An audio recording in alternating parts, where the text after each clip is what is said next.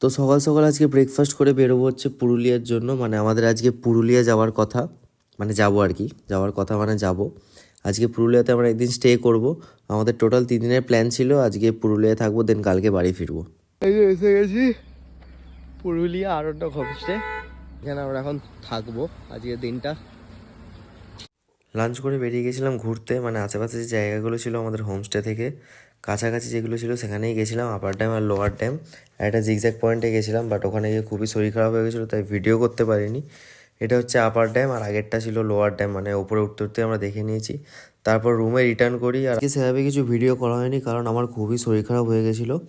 রুমে এসে শুয়ে পড়েছিলাম। আর লাস্টে একটা ভিডিও পার্ট দেবো, মানে আমাদের হোমস্টে থেকে জঙ্গলের ভিউটা খুবই ভালো লাগছিলো, তাই ভিডিও লাস্টে ওটা দিয়ে দেবো, দেখে নিও।